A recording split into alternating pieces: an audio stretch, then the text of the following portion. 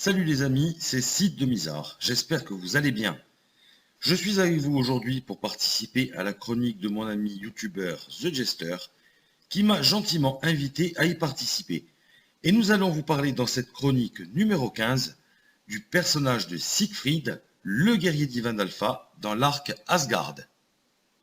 Salut à toi Sid et merci d'être venu et comme il l'a si habilement dit, ce soir on parle de Viking, on parle de Siegfried. Ah Siegfried, un personnage fort apprécié du grand public. En effet, il est droit, courageux, juste et totalement dévoué à son pays qu'il défend coûte que coûte.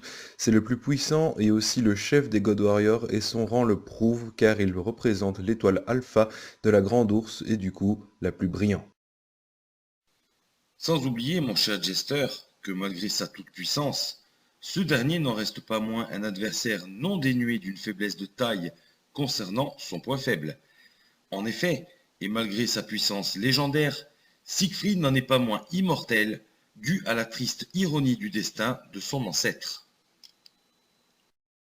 Superbe transition pour voir parler des références mythologiques. En effet, il vient de Siegfried et n'en est même pas moins le descendant de ce dernier. Alors, qui est ce consanguin? Oui, j'ai bien dit consanguin. Pourquoi?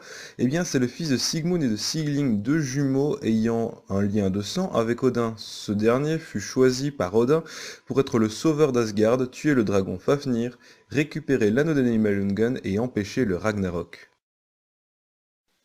Et en parlant du dragon Fafnir, à la suite d'un affrontement fatal avec ce dernier, Siegfried fut baigné par le sang du dragon qui recouvrit son corps, rendant sa peau aussi impénétrable que celle du dragon. Mais le destin voulut qu'une feuille se posât dans son dos au niveau du cœur, empêchant tout contact du sang de la bête avec la peau. Pour l'armure, vous aurez sans doute remarqué qu'elle ressemble à un dragon. Eh bien, ce n'est pas pour rien car elle représente Fafnir, qui est basiquement un géant ayant reçu le moyen de se transformer en dragon et vola l'anneau des Nibelungen à Odin avant de le cacher dans une grotte. Et ainsi que se cacher lui-même dans une grotte.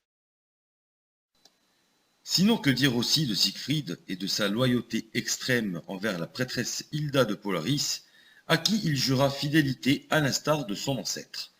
Toujours au niveau relationnel, il a grandi dans le royaume d'Asgard en compagnie d'Hagen, avec qui il entretient une amitié des plus sincères.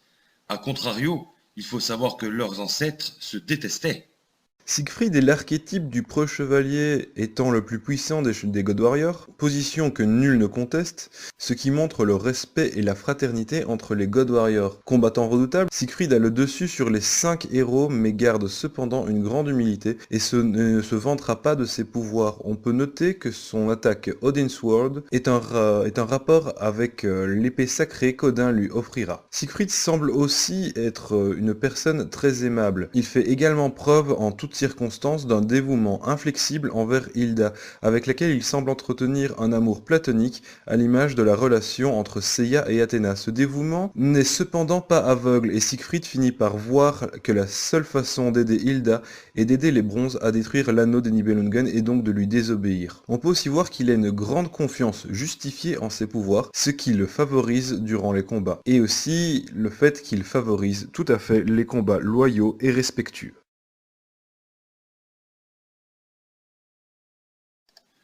Aussi, revenons un peu sur l'affrontement de Siegfried et du général des mers Sirène de Sorrent.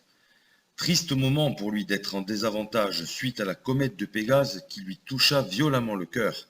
Sans quoi, vous en conviendrez, Siegfried aurait eu nettement l'avantage dans ce combat, qui lui vaut de se sacrifier, sachant qu'il lui restait que peu de temps à vivre. Voilà, c'est la fin de ma participation à cette chronique. Je remercie mon ami Jester pour cette collaboration et je vous laisse avec lui pour le mot de la fin. Merci à tous et abonnez-vous à sa chaîne. Voilà, c'est fini. En tout cas, je suis tout à fait satisfait d'avoir pu participer avec mon ami Sid de Mizar sur une de ses chroniques. Vraiment, il a fait un taf de fou. Donc, je vous conseille, si vous ne le connaissez pas, d'aller voir sa chaîne. Il montre des mid-closs et tout ce genre de choses vraiment de façon très très professionnelle. Vraiment, allez voir sa chaîne, ça vaut vraiment le coup si vous aimez les figurines de Saint Seiya. En tout cas, merci poto, et pour vous, je vous demande de voter, voilà, pour le prochain. Mais attention, vous allez voter entre deux personnages que j'ai déjà choisis. Soit Hagen, soit Mime. Pourquoi? Tout simplement parce qu'ils ont un rapport avec Siegfried. Et vu que j'aimerais bien développer un peu plus Siegfried, tout simplement, je vous propose entre soit Mime, soit Hagen. Voilà. Donc en attendant donc la semaine prochaine pour la prochaine chronique, je vous dis à ciao, portez-vous bien, allez, ciao les mecs.